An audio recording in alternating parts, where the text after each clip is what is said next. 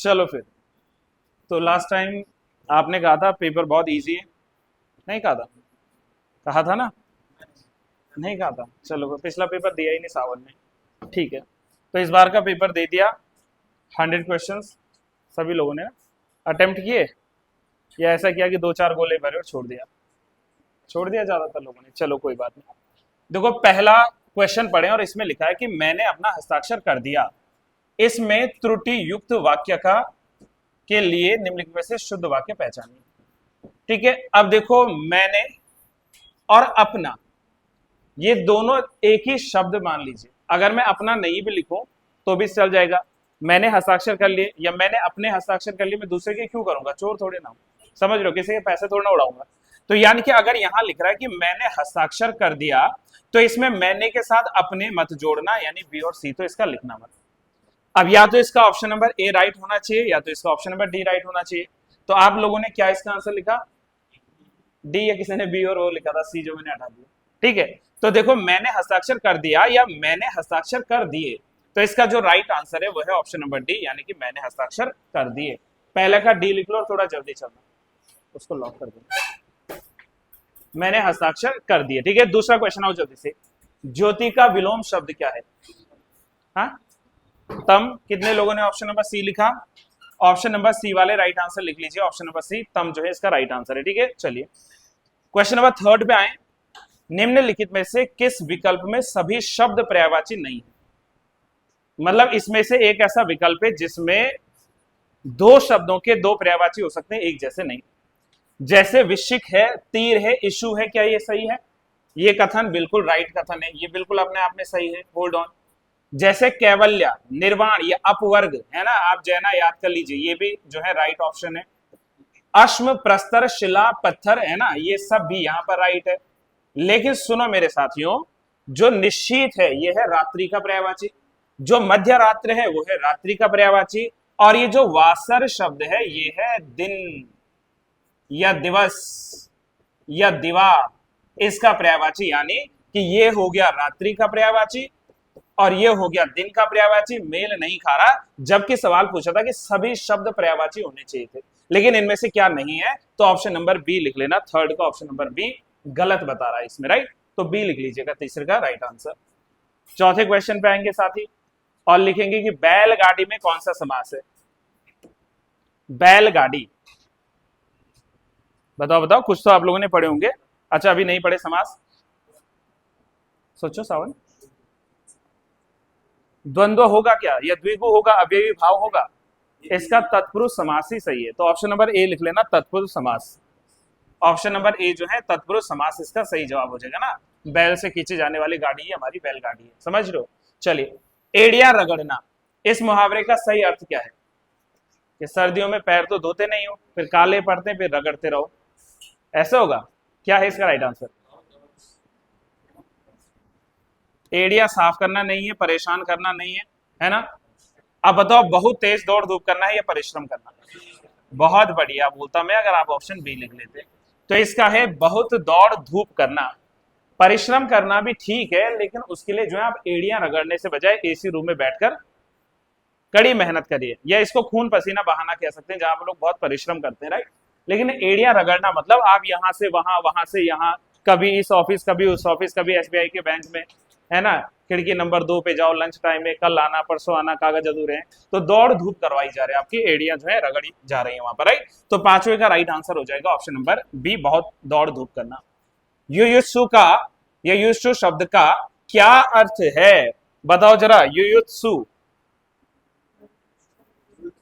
युद्ध करने का इच्छुक, दूसरों को हंसाने वाला, सदा अमर रहने वाला, है ना, या लड़ाई में शहीद हो जाने वाला? क्या लगता है आंसर? ऑप्शन ए जो साथी कह रहे हैं वो सही लिख लें, क्योंकि युद्ध करने का जो इच्छुक होता है वो युयुत्सु होता है ना। आप में से है कोई ऐसा इच्छुक? नहीं है, ठीक है, बढ़िया। नेक्स्ट आओ, 7th क्वेश्चन। भूतकाल का उदाहरण क्या है? अब ये तो इजी है ना, कि राम घर गया था। अब जहां पर भी था आ गया तो था मतलब ये भूतकाल की क्रिया हो गई, है ना, ये पास्ट जो है हो गया, और उसमें भी पूर्ण है। ठीक है, पूर्ण हो चुका है कि भाई ये क्या है, राम घर गया था। तो इसका राइट आंसर लिख लीजिए डी। पिछली बार बहुत डिटेल चला गया था, लंबी क्लास खिंच गई, आधी अपलोड हुई आधी छूट गई, तो इसलिए आज मैं लिमिट में ही रहूंगा, है ना। और जो बिहाइंड द कैमरा है जी, वो देखते रहना वो रेड बत्ती जल रही है कि नहीं। पिछली बार बहुत दिक्कत हो गई थी लास्ट वीडियो में, है ना। चलिए, जिन शब्दों का प्रयोग वाक्य को श्रव्य भावार्थ और बल प्रदान करने के लिए होता है लेकिन वे वाक्य के अंग नहीं होते, उनको क्या कहते हैं? निपात कहते हैं। जैसे एक दो निपात शब्द बताओ।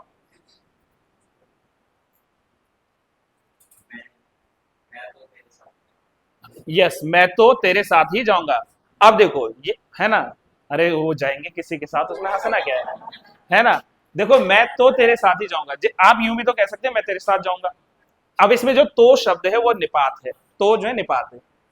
या जैसे आप लोग कहते हैं ना कि मैं भी जाऊंगा, तो मैं जाऊंगा या मैं भी जाऊंगा, तो वाक्य को और ज्यादा क्या दे दिया उसने? भावार्थ दे दिया। तो जैसे तो हो गया, भी हो गया, तो ये सारे शब्द जो हैं वो निपात शब्द हैं। ऑप्शन नंबर ए लिख लेना, सही जा रहे हैं। आकाश में तारे निकलते हैं। ठीक है, इस वाक्य में क्रिया का पक्ष क्या है? अब एस्पेक्ट तो आपने पढ़े नहीं होंगे, पक्ष तो आप लोगों ने पढ़े नहीं होंगे, जरूरी भी नहीं है। हमारे टाइपिस्ट ने दे दिया, हमें बोल दिया कि लो जी मेहनत करो। तो इसमें है आवृत्ति मूलक, है ना। आवृत्ति मूलक बार बार निकलते हैं, हर दिन निकलते हैं, असंख्य तारे निकलते हैं, तो इसका राइट आंसर आ जाएगा जो है आवृत्ति मूलक, है ना, ऑप्शन डी, टिमटिमाते तारे। लोभी किस विधि से निर्मित विशेषण है? अच्छा, लोभी विशेषण है कि नहीं? लोभी है, विशेषण है। अब लोभी कौन होगा? लोभी एक क्रिया है, लोभी एक प्रत्यय है, सर्वनाम है, या लोभी किसी संज्ञा को बोलेंगे?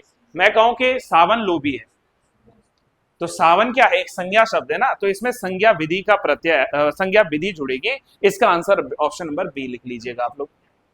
हाँ जी, प्रत्यय में तो नहीं ना। अब जैसे लोभी में बड़ी ई का प्रत्यय, तो अगर प्रत्यय ई पूछता तो हम लोग कह देते उसमें ये लोभ का हो गया लोभी, तो उसमें तो ई प्रत्यय जुड़ रहा है ना, लोभ का लोभी हो जाएगा ना। तो यहाँ पर प्रत्यय नहीं है, प्रत्यय विधि कुछ नहीं है, बस ये है कि प्रत्यय है, संज्ञा है, सर्वनाम है, क्रिया है। तो लोभी क्या है? अगर मैं कहूँ विधि हटा दो, प्रत्यय है, संज्ञा है, सर्वनाम है या क्रिया है, तो संज्ञा है लोभी। समझ रहे हो? राइट। चलिए, दुष्चरित्र व्यक्ति से संबंध नहीं रखना चाहिए। इस वाक्य में प्रयुक्त दुष्चरित्र शब्द व्याकरण की दृष्टि से किस संवर्ग में आएगा? बताओ, दुष्चरित्र क्या है? फिर से देखो, सेम संज्ञा है, विशेषण है, सर्वनाम है या क्रिया विशेषण है? संज्ञा विशेषण। ओके, और कोई? मैंने आपको करवाया था ये कि ये विशेषता है किसी व्यक्ति की, कि भाई वो सच्चरित्र है, वो दुष्चरित्र है, वो भला है, वो बुरा है। समझ रहे हो? तो ये क्या है? इसकी विशेषता है। और जहां विशेषता आएगी वहां सिर्फ विशेषण आएगा, तो इसका ऑप्शन नंबर सी लिख लेना, सिर्फ विशेषण। ए राकेश, इधर आओ। तो इसमें कौन सा है बताओ? अब जैसे ए राकेश बोला, मतलब किसी को पुकारा गया, समझ रहे हो? ऊपर से या चिन्ह भी तो दिया गया है, ये तो और इजी हो जाएगा।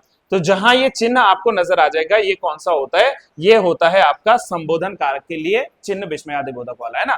तो यहां पर संबोधन, पुकारा जा रहा है, ए राकेश इधर आओ, तो भाई इट मींस कि ये क्या है? किसी को पुकारा जा रहा है, संबोधन किया जा रहा है, तो इसमें संबोधन आएगा। कर्ता नहीं है, अधिकरण नहीं है, करण नहीं है, सिर्फ संबोधन है। पुल्लिंग परिवर्तन का सही विकल्प चुनिए। तो कल ही मैंने ये पढ़ाया था आपको मेरे प्यारे साथी, कल पढ़ा था, हाँ कल ही तो पढ़ा था। तो देखो, कवित्री, कवि, ये सही है या गलत? सही है, तो फिर कवि ऐसा नहीं लिखना चाहिए था। आप उसमें वर्तनी भी तो देखो, वर्तनी भी तो मिस है। तो कवि कवियत्री में जो है मुझे वर्तनी का दोष लगता है। वैसे तो भी ठकुराइन भी सही है, ठकुर, लेकिन ठकुर ने होता, ठाकुर होता है, वर्तनी गलत है।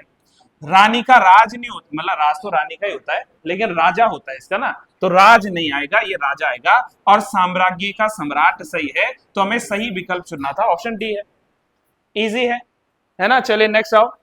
आश्चर्यवाचक अनिश्चयवाचक सर्वनाम का करण कारक। अब तो सबको पता चल गया, कर्ता ने कर्म को करण से, तो जहां पर भी से विभक्ति आएगी उसको लिख लो सही। बाकी का की, काकी क्या है? काकी, बाकी जैसे का या की क्या है? संबंध है। को क्या है? कर्ता ने कर्म को करण से, संप्रदान के लिए अपादान से विभक्ति होती है, अलग होने की, है ना। तो इट मींस कि यहां पर का और की, जैसे की और का ये संबंध हो जाते हैं, राइट। और ये हो जाता है कर्ता ने कर्म को, तो ये कर्म को हो जाता है, राइट। तो वो अभी लिखना नीचे आपने। तो इसका राइट आंसर ऑप्शन ए लिख के आगे बढ़े। नेक्स्ट आओ 15। संस्था शब्द का बहुवचन क्या है? बताओ। अब देखो मुझे पता है आप इन दो में कंफ्यूज हैं, संस्थाएं लिखें या संस्थाएं लिखें। चंद्र बिंदु वाला सही है या फिर जो है ए के ऊपर बी। चलिए तो इसका राइट आंसर है डी, संस्थाएं शुद्ध वर्तनी, संस्थाएं ऑप्शन डी, यही थी हिंदी जी। गाय कौन सी संज्ञा, ये तो अभी पढ़ा आप लोगों ने। गाय क्या है, एक जाति को दर्शाती है, तो जातिवाचक है ना। शब्द प्रकार के आधार पर मनुष्यता, ये हमने प्रॉपर करा है। मनुष्यता शब्दों का कौन सा भेद है, जाति है क्या मनुष्यता, नहीं मनुष्यता में नहीं। अगर मनुष्य लिखता तो मनुष्य एक जाति होती या नहीं, मनुष्य एक जाति होती ना, लेकिन इस जाति का भाव क्या है, मनुष्यता। मैं कहूंगा कि भाई आप बड़े निर्दयी, आप में कोई मानवता नहीं है, आप में मनुष्यता जीवित नहीं रही। तो मनुष्यता एक भाव है, ये क्या है, एक भाव को दर्शाता है। तो ना तो ये जाति है, ना ये प्रेरणा है, ना ये जो है गुण है, बल्कि मनुष्यता है, भाव। तो 18 के पहले कहीं ना कहीं भाव लिखा होगा, आप जो है इसको भाव दीजिए और लिख लीजिए इसका आंसर डी।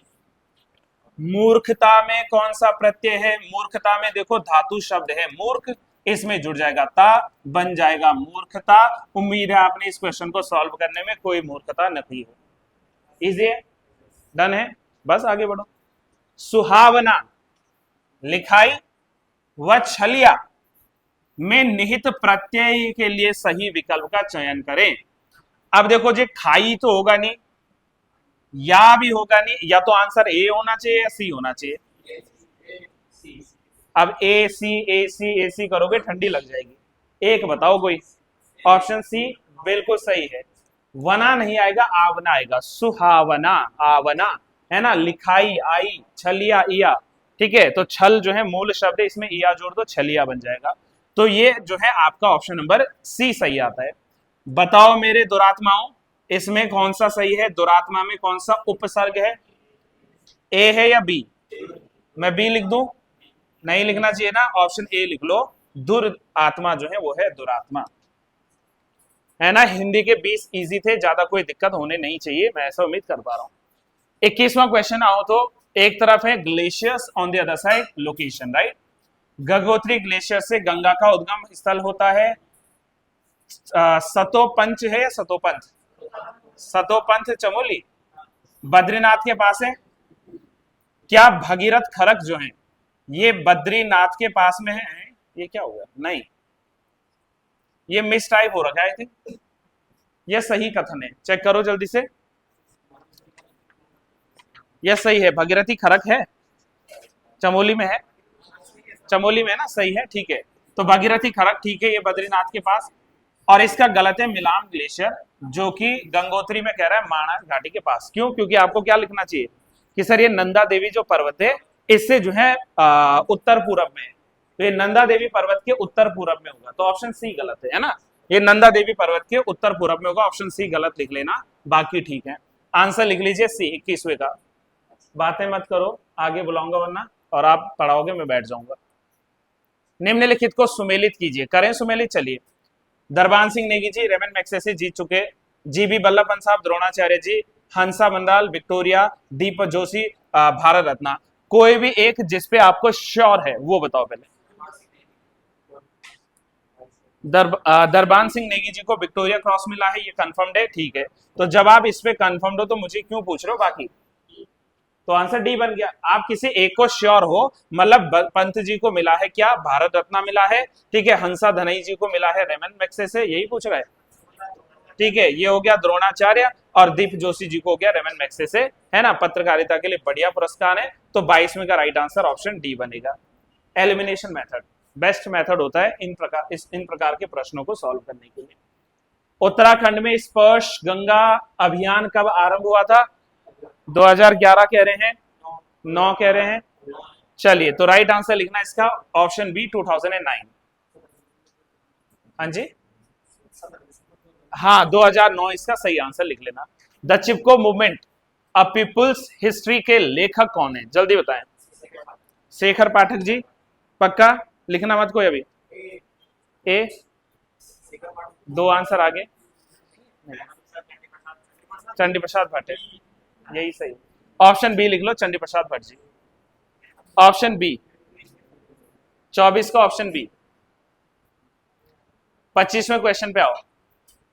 राज्य निर्माण आंदोलन के दौरान हुए मुजफ्फरपुर नगर कांड से प्रभावित होकर निम्नलिखित से किसने प्रसिद्ध कविता पहाड़ के आगे भीतर पहाड़, पहाड़ के आगे भीतर पहाड़, ये किसने लिखी है? और इस पर थोड़ा सा बल देकर बताओ, आप बता दोगे। बलवंत सिंह जी, तो लिख लो इसका राइट आंसर बलवंत मनाल।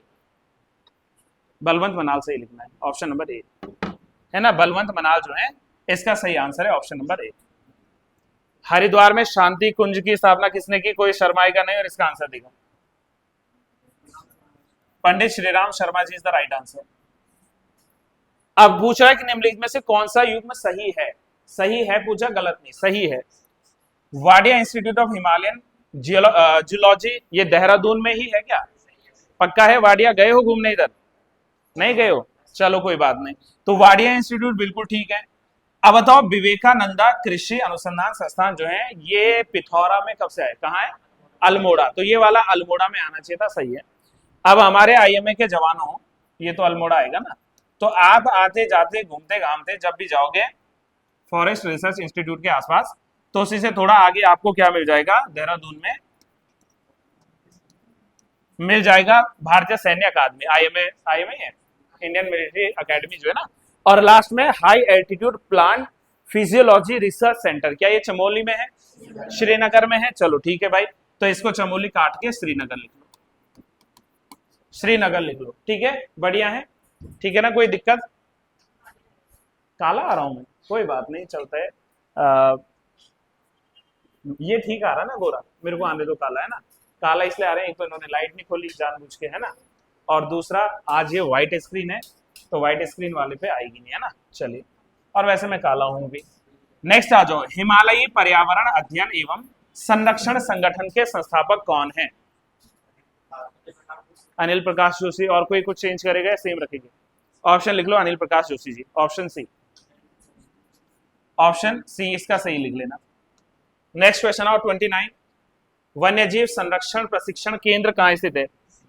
अभी अभी किसी ने बोला था सर आप काला आ रहे हो, तो कालागढ़ लिख लो, इसका कालागढ़ पौड़ी में है क्या? कालागढ़ है ना, तो कालागढ़ इसका सही जवाब लिख लेना।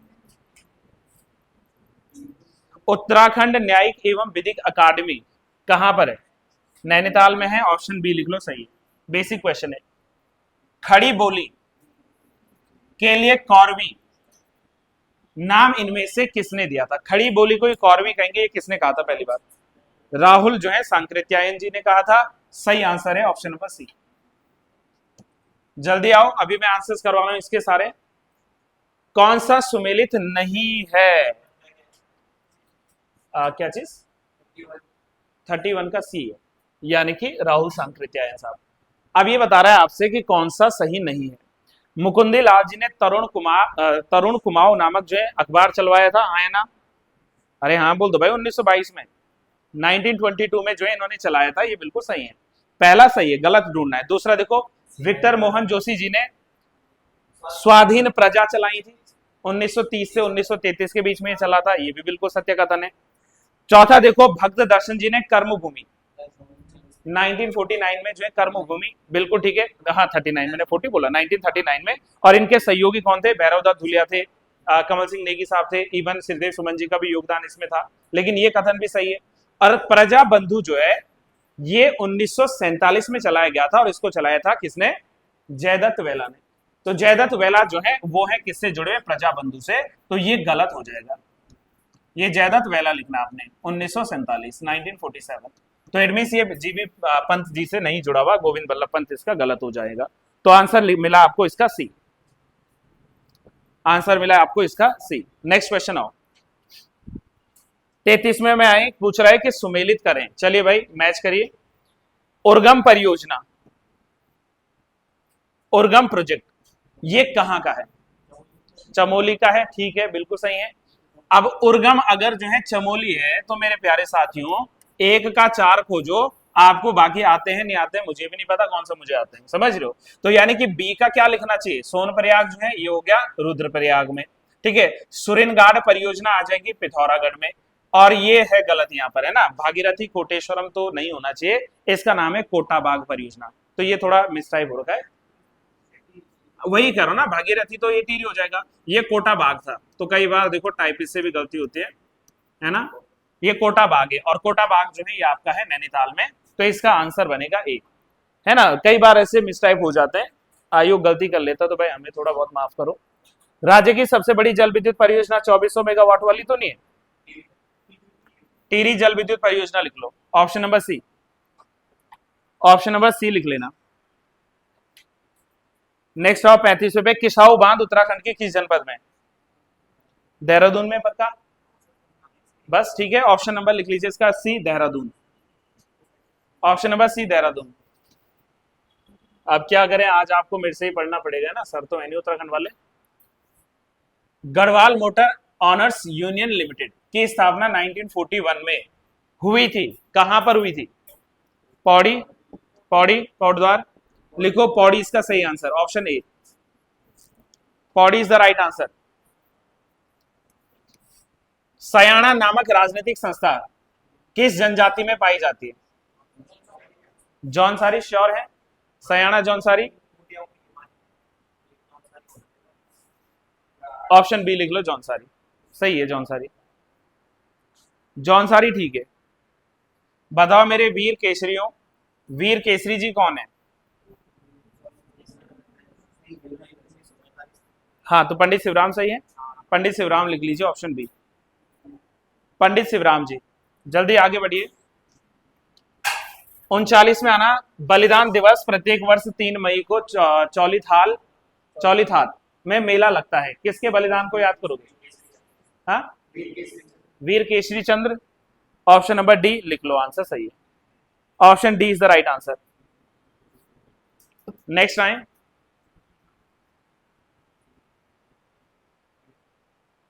जनगणना 2011 के अनुसार उत्तराखंड में महिला साक्षरता दर के आधार पर निम्नलिखित जनपदों का सही अवरोही क्रम, अवरोही क्या होता है, बढ़ता हुआ या घटता हुआ? बढ़ता, घटता हुआ, डिसेंडिंग ऑर्डर है अवरोही, मतलब पहले ज्यादा बताओ फिर कम और फिर कम, है ना। असेंडिंग होता तो पहले हम कम पूछते, फिर थोड़ा ज्यादा, फिर थोड़ा ज्यादा। तो सबसे ज्यादा किसका था महिला साक्षरता दर? पिथौरागढ़, श्योर है? बी, तो जब पिथौरा आपको पता है तो पिथौरा के बाद रुद्र, रुद्र के बाद उद्यम, तो इसका राइट आंसर लिखिए option number B, option B बिल्कुल सही है। बताओ मेरे दरबार के प्रसिद्ध विद्वानों कि शाहजहां के दरबार में कौन दो चित्रकार गढ़वाल दरबार में आए थे? श्यामदास जी और हरदास जी, ये दो लोग जो हैं भारत आए थे, सॉरी इस समय जो है आए थे शाहजहां के दरबार में से गढ़वाल के दरबार में ना, तो ऑप्शन बी लिख लो। नेक्स्ट एक और क्वेश्चन देखो, रम्माण के बारे में कौन सा कथन गलत है? रुको जरा पढ़ लेते हैं एक बार। चमोली का एक लोक उत्सव है, आप बताओ भाई है कोई इधर चमोली से? सही है, पहला चमोली का लोक नृत्य है, ठीक है, ऑप्शन नंबर ए सत्य कथन है। इसमें मुखौटा भी धारण होता है, ये भी ठीक है। क्या ये यूनेस्को ने 2008 में या 9 में? 9 में ना, 2009 में जो है रम्माण को क्या किया था, इसको धरोहर में डाला था। लेकिन इसमें ढोल का प्रयोग किया जाता है, ये गलत है, ढोल का प्रयोग इसमें नहीं होता है, ऑप्शन नंबर सी गलत है। 43वें क्वेश्चन पे आऊं जल्दी से। 43 क्या पूछ रहा है, सही उत्तर चुनना है, मतलब आपको देखो ज्यादा कुछ नहीं करना, झंडा मेला जाना है, बढ़िया घूमना फिरना है, और देहरादून में झंडा मेला लगता है, मतलब या तो डी नहीं होगा और इसका ऑप्शन सी भी नहीं होगा। बगवाल मेला जहां तक मुझे ध्यान है देवी धुरा के मंदिर में लगता है, तो यानी कि 3 के बाद आना चाहिए था 4, तो ऑप्शन जो है इसका बन जाएगा ए। इट मीन्स की जयंती का मेला पांडुकेश्वर में लगेगा, और लोसर मेला जो है ये उत्तरकाशी के डुंडा में लगेगा, डुंडा उत्तरकाशी में है ना, ठीक है। चलिए, तो इसका राइट आंसर बना देना ए। राज्य का सबसे अधिक क्षेत्रफल वाला वन्य जीव अभ्यारण्य? केदारनाथ, गोविंद, असकोट या फिर सोना नदी? श्योर है केदार को लेकर? पक्का? गलत है? नहीं है, अरे अड़िग रहो, नहीं है गलत, तो ऑप्शन नंबर बी जो है सही लिख लेना, केदारनाथ वन्य जीव अभ्यारण्य। कौन सा सही नहीं है? काली मठ जो है ये है रुद्रप्रयाग में, केशोराय मठ है श्रीनगर में, शंकर मठ है पौड़ी में, ज्योतिर्मठ है चमोली में, ऑप्शन बी गलत है। केशोराय मठ टिहरी नहीं होगा ना, केशोराय मठ टिहरी में नहीं होगा, पक्का ना, श्रीनगर में ही है, बता दो भाई, हमारे टाइम पे तो श्रीनगर में ही था, ठीक है, तो इसका ऑप्शन बी लिख लेना। पिथौरागढ़ में 165 किलोमीटर दूर स्थित वह स्थान जहां ऊनी वस्तुएं जैसे सॉल है, पंखी है, पश्मीना है, दुशाले हैं, ये कालीन व जड़ी बूटियां मिलती हैं, तो जो है ये जगह है मुनस्यारी। ऑप्शन सी लिख लेना। माना तो चमोली हो जाएगा भाई, यही देखो यहां पिथौरागढ़ से इतना किलोमीटर दूर है ना। तो चलिए मुनस्यारी है। अगला क्वेश्चन क्या है भाई?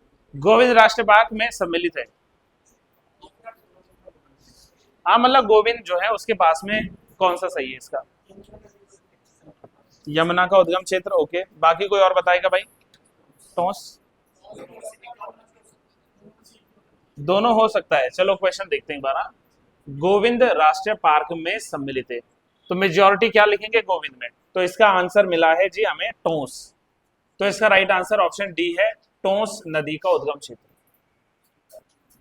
है ना। यमुना भी सेम है का? यमुनोत्री, बंदरपूंछ, ये वाला एरिया यमुना का। हाँ, तो इसका राइट आंसर टोंस नदी का उद्गम क्षेत्र है, ऑप्शन डी।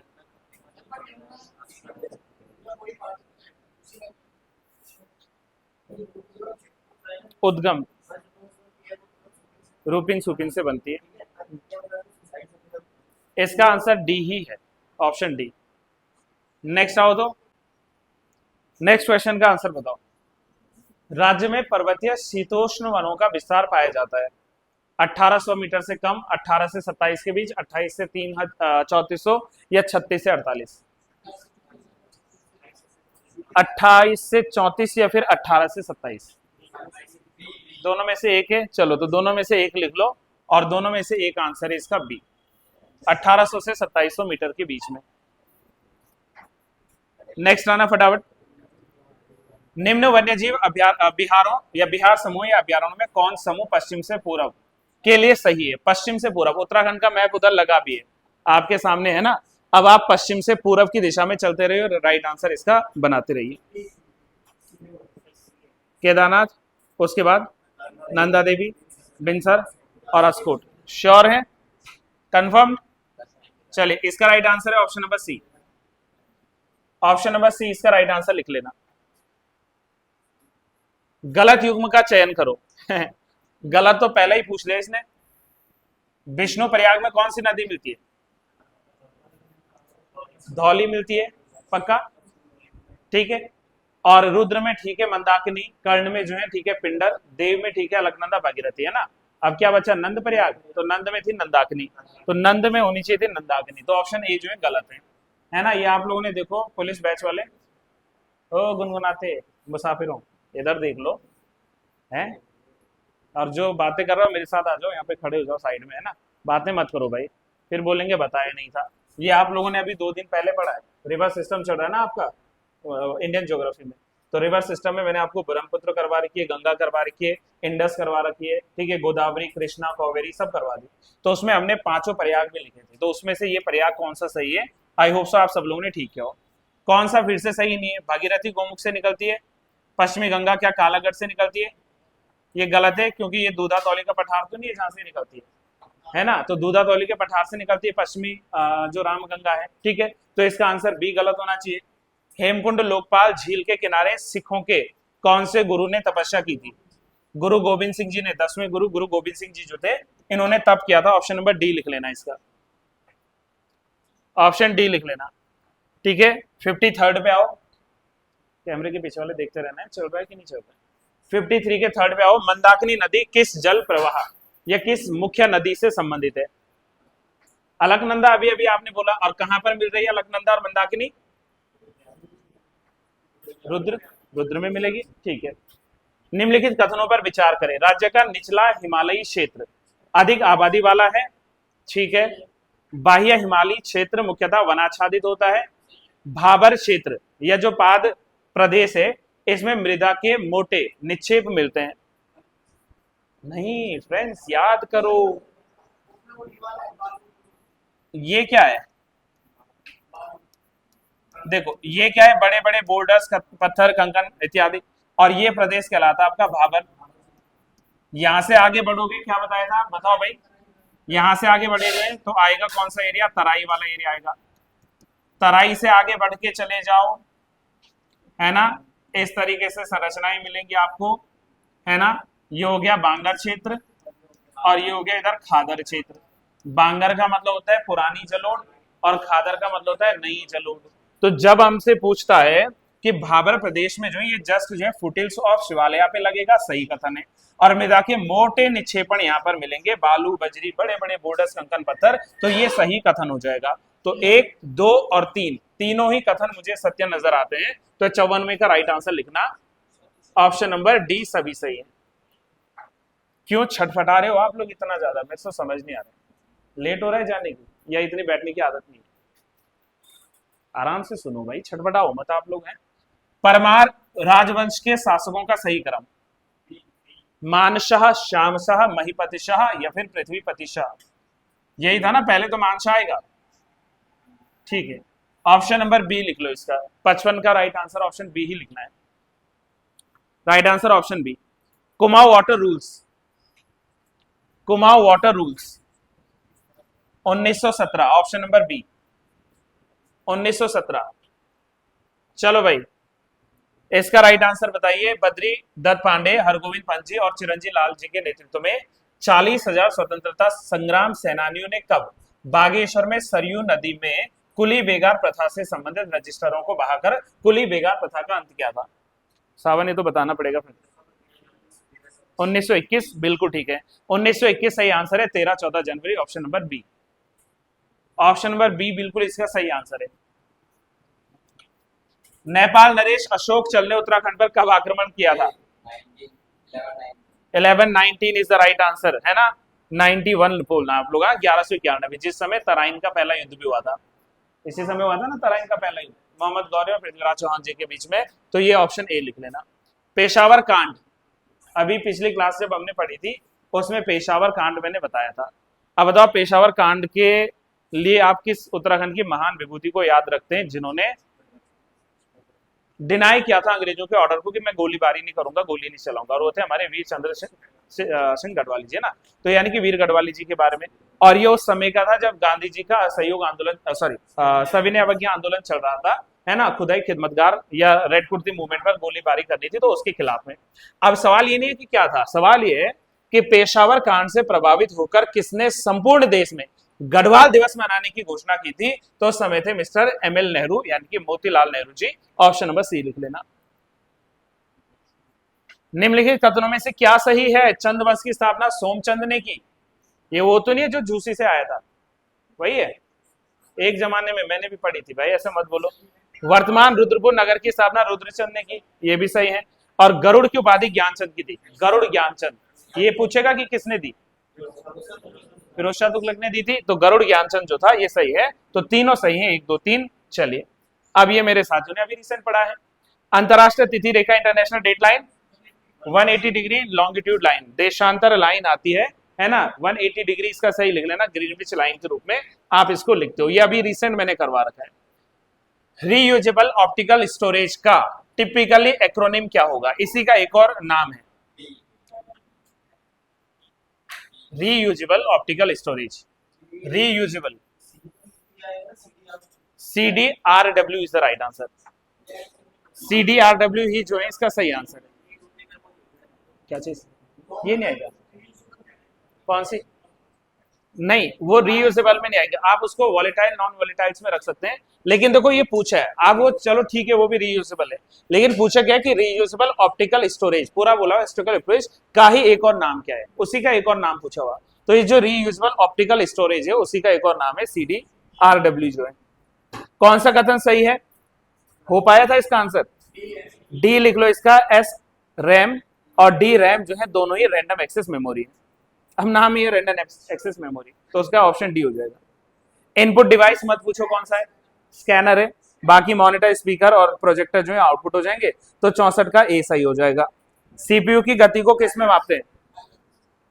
श्योर है या बिट पर सेकंड में? हाँ, गड़बड़ चले जाओगे।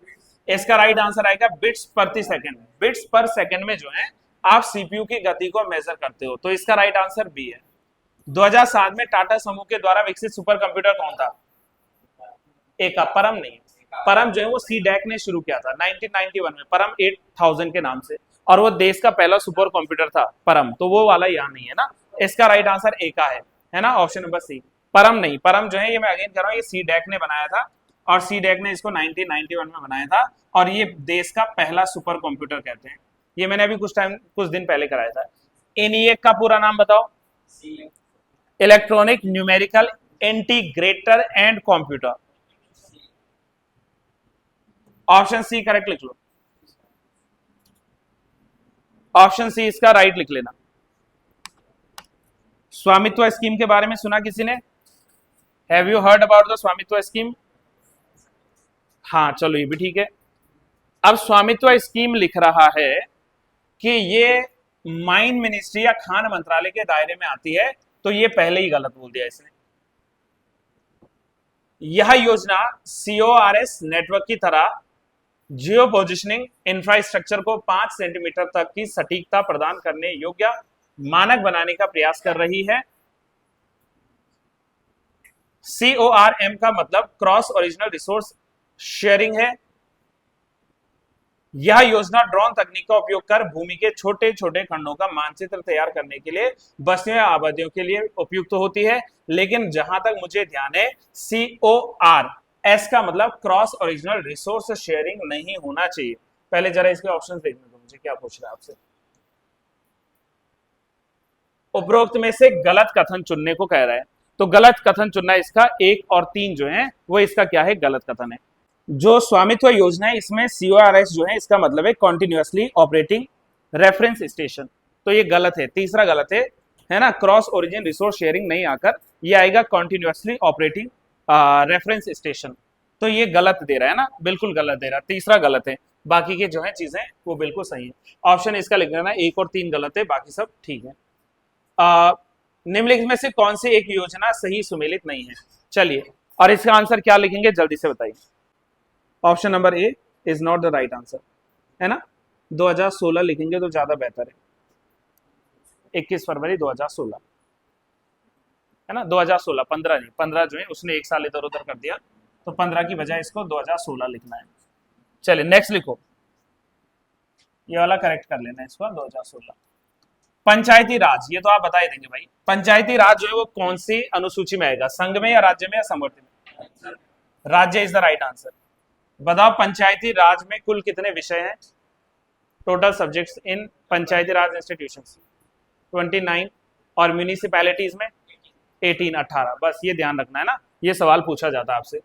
संविधान के किस अनुच्छेद के तहत राष्ट्र कल्याण के लिए राज्य सूची में समाविष्ट किसी विषय से संबंधित मामले में संसद कानून बना सकती है? अभी फार्म लॉस को लेकर यही आर्टिकल को जो है हवाला दिया था केंद्र सरकार ने। अब ये नहीं भी आता फिर भी आसान है।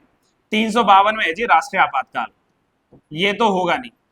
आप यूं देखें ना, जब नहीं आता। 123 में है राष्ट्रपति की अध्यादेश, अध्यादेश। 354 जो है ये भी कहीं ना कहीं आपातकालीन जो है प्रावधानों को लेकर है, तो ये भी गलत हो जाएगा। अब 249 एकमात्र बचा।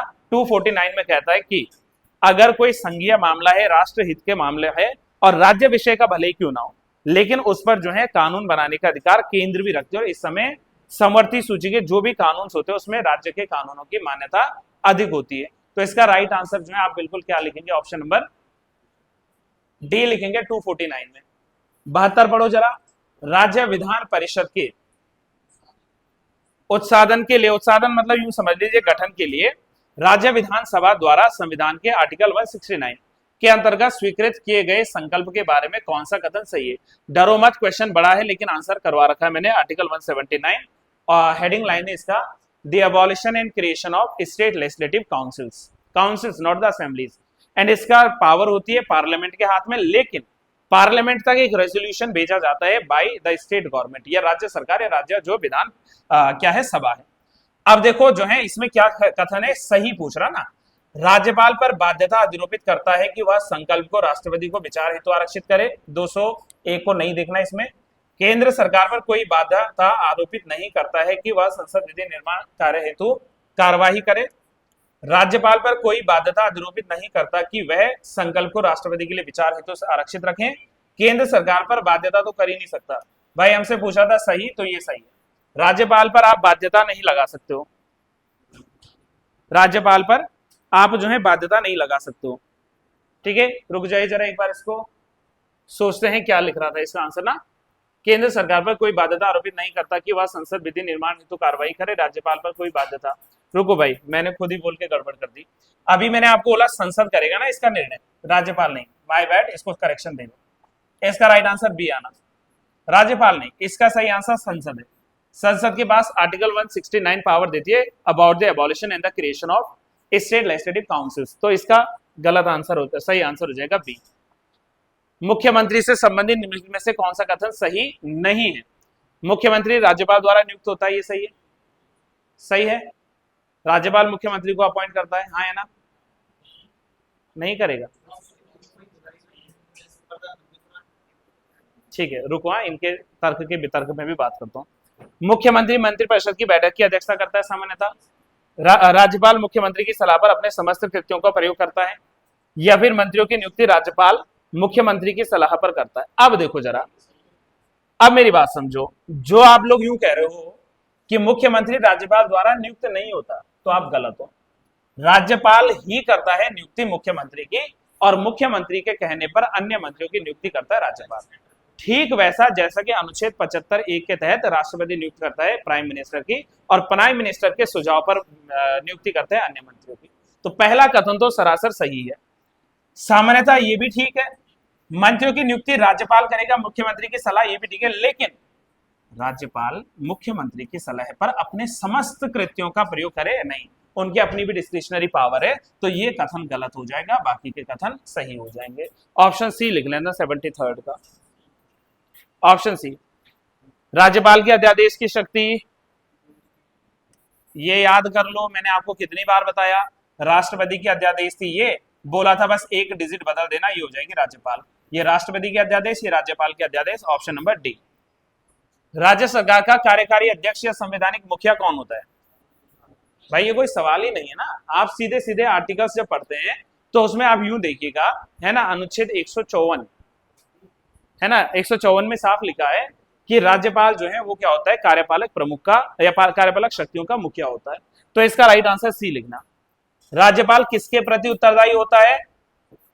राज्यपाल की नियुक्ति कौन करता है? अगर ये पूछा कि राज्यपाल को कौन नियुक्त करता है, तो बोलेंगे हम लोग राष्ट्रपति। तो इट मींस कि इसका राइट आंसर क्या हो जाएगा? ऑप्शन नंबर डी हो जाएगा जी, डी था ना, डी। विश्व की सबसे लंबी रिफ्ट वैली, अब यहां कंफ्यूज हो गए मेरे साथी, क्योंकि आज ही सुबह बात की और सुबह मैंने कहा कि रिफ्ट वैली है, अफ्रीकन रिफ्ट वैली, लेकिन वो तो ऑप्शंस में है नहीं।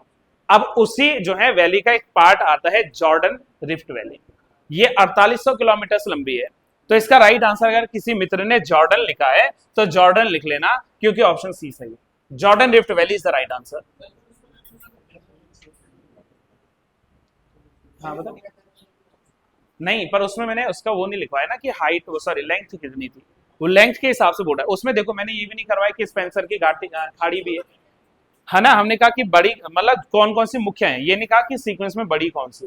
तो सबसे पहले आप लोगों ने तो ग्रेट रिफ्ट वैली ही याद रखनी है, उसी के बाद 4800 के आसपास जो जॉर्डन नदी घाटी आती है, तो जॉर्डन नदी घाटी ठीक लिख लेना। और भारत में मैंने आपको नर्मदा भी बताई थी, ताप्ती भी बताई थी, है ना, और दामोदर, दामोदर बताई थी ना, तो वो सब रिफ्ट वैलीज है। पैसिफिक रिंग ऑफ फायर नाम तो सुना है, रिंग ऑफ फायर है क्यों? आग के गोले बरसते हैं, हाँ हाँ आग के ही गोले बरसते हैं, लेकिन कौन से आग? ज्वालामुखी आग। तो ज्वालामुखी जो है एक रिंग है। अब देखो यहां पर विश्व के 75% रिंग्स हैं, ये बिल्कुल ठीक है। पैसिफिक रिम उत्तरी अमेरिका और दक्षिण अमेरिका के पूर्वी तटों को कवर करती है, ये भी ठीक है। एंड मैंने जैसा कहा कि लगातार ज्वालामुखी विस्फोट होता है, ये भी ठीक है। हमसे पूछ क्या रहा है कि कथन गलत है, तो विच मींस कि इसके लेंथ जो है वो लेंथ इसने गलत कर दी, ये जो है इतनी लेंथ को लेकर नहीं आएगा। तो पहला ऑप्शन जो है गलत लिख लेना। पैसिफिक रिंग ऑफ फायर की टोटल लेंथ जो है वो इसमें गलत दे रखी है, 40,000 किलोमीटर, है ना, ये गलत हो जाएगी। ये जो है थोड़ा कंफ्यूजन तो मुझे लग रहा है इस क्वेश्चन में, रुको जरा, इसमें पूछ क्या रहा है कि कौन सा कथन सही नहीं है। इसकी लंबाई लगभग 40,000 किलोमीटर है, ये तो बिल्कुल श्योर सही है। पैसिफिक रिम उत्तरी अमेरिका दक्षिण अमेरिका के पूर्वी तटों को कवर करती है, सक्रिय ज्वालामुखी है।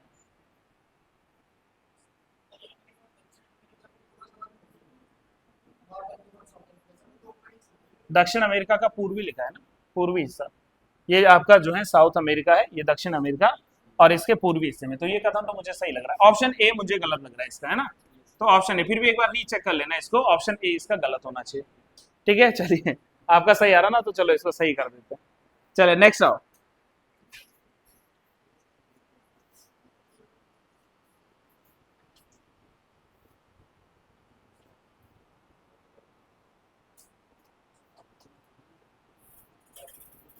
इसको देखने दो मुझे, विचार करने दो इस पे जरा।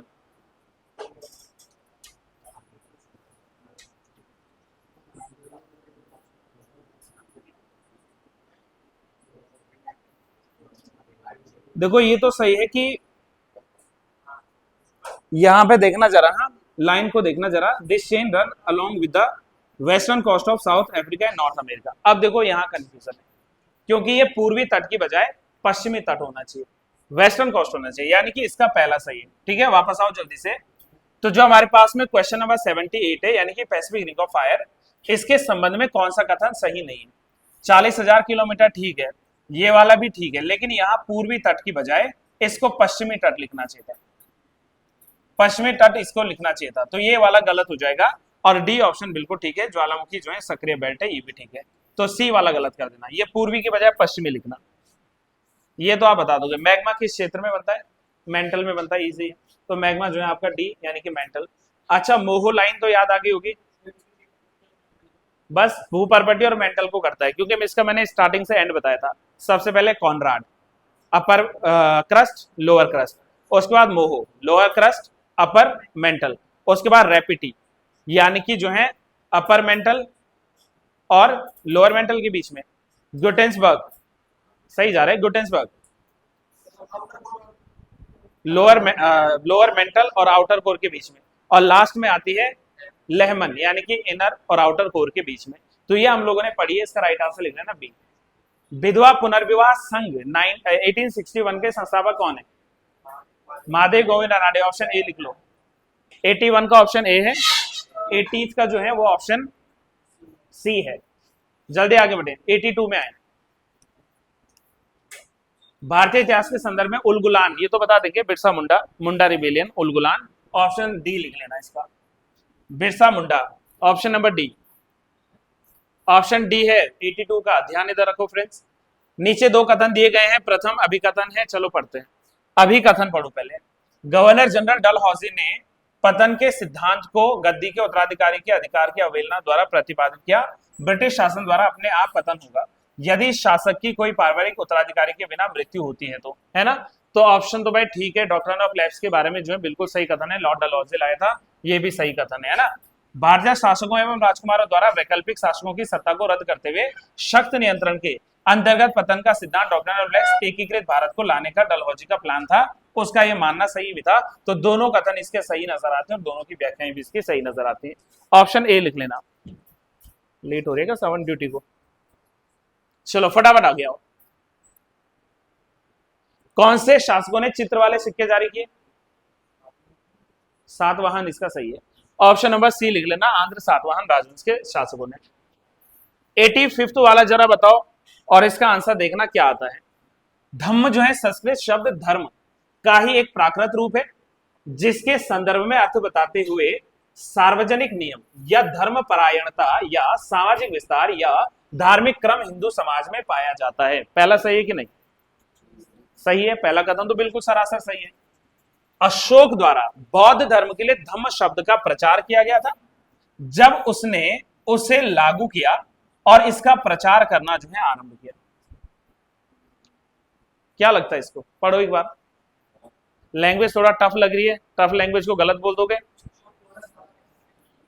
रुको, अशोक द्वारा बौद्ध धर्म के लिए धम्म शब्द का प्रचार किया गया, ठीक है, यहां तक की लाइन कोई दिक्कत नहीं। होल्ड ऑन, जब उसने उसे लागू किया और इसका प्रचार करना प्रारंभ किया, तो उस समय धम्म नहीं दिया था, उससे पहले ही दे दिया था धम्म का जो प्रचार था। और धम्म प्रचार के लिए उसने युक्तक, राजुक और प्रादेशिक धम्म महामात्रास, पहले तो इनको नियुक्त किया था, स्वयं तो अपने जो है राज्याभिषेक के 12वें वर्ष में 20वें वर्ष में यात्राएं की थी, उससे पहले उसके धम्म महामात्रों की यात्राएं शुरू हो गई थी। तो मुझे दूसरा कथन सरासर गलत लगता है ना। तो कथन एक सही है, कथन दो गलत है, सी लिख लेना इसका आंसर। मगध साम्राज्य की राजधानी पाटलिपुत्र के बारे में लिखने से कौन सा कथन सही है। देखो जी, पहले ये बताओ पाटलिपुत्र शहर बसाया कितने था? किसने बसवाया था? उदयभद्र या उदयन ने? खराब हो गया, कोई बात नहीं। उदयन या उदयभद्र ने। और उदयभद्र ने कहा बसवाया था? गंगा और सोन नदी के बीच। तो भाई आप क्या ढूंढ रहे हो इसमें? ढूंढो गंगा और सोन। ये है जी गंगा, ये है विंध्या, गलत हो गया। ये है गंगा, ये है सोन, ऑप्शन बी लिख लो। Option B is the right answer. ये वाला रिपीट हो गया प्रश्न। उत्तर प्रदेश में जो है 8 ऐसे साइट्स हैं जो 16 महाजनपदों में थी। पहला उपदेश कहां दिया था गौतम बुद्ध जी ने? सारनाथ में। गौतम बुद्ध के पहले उपदेश को क्या कहते हैं? धर्म चक्र प्रवर्तन की घटना कहते हैं। किस भाषा में थे बुद्ध के उपदेश? पाली भाषा में हुआ करते थे, है ना। पहले उपदेश किनको दिए थे? 5 ब्राह्मणों को दिए थे ना, जो सबसे प्रारंभ में इनके साथ थे, बाद में हट गए थे। 89 पे आओ। धनुर्वेद, यजुर्वेद, कौन सा वालेगा? 88। 88 का है सी, सारनाथ।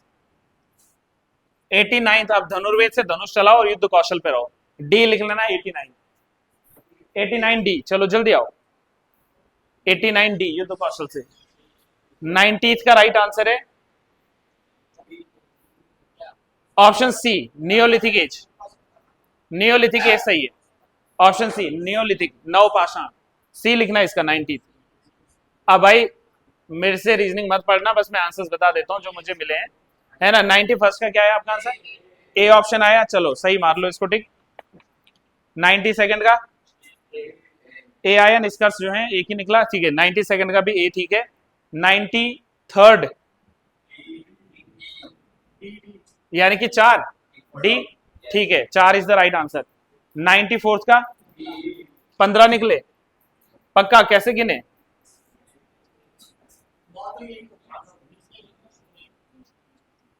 15 इज द, एक सेकंड ना, 15 है या 14? 14 है। 15 सही आंसर है इसका। 15 निकल कर आएंगे। 15। 95th का बी, बी सही है। 96 का रविवार, पक्का? मतलब ये कल का दिन पहले आ गया, कल छुट्टी है ना रविवार की, ठीक है। 97 का बी, मतलब यहां तो भाई सब 30 मार्क खाने हैं। चलिए 98th ए, मतलब ए के दाएं से दूसरा लिख लो, सही है। ए के दाएं से दूसरा। नेक्स्ट आ जाइए ऑप्शन 10 किलोमीटर, ठीक है, सही है। और लास्ट पुत्र वधु व ससुर, ठीक है, बी लिख लो। मतलब आपकी रीजनिंग अच्छी है। अगला पेपर आपको 100 नंबर का रीजनिंग का कराऊंगा, है ना।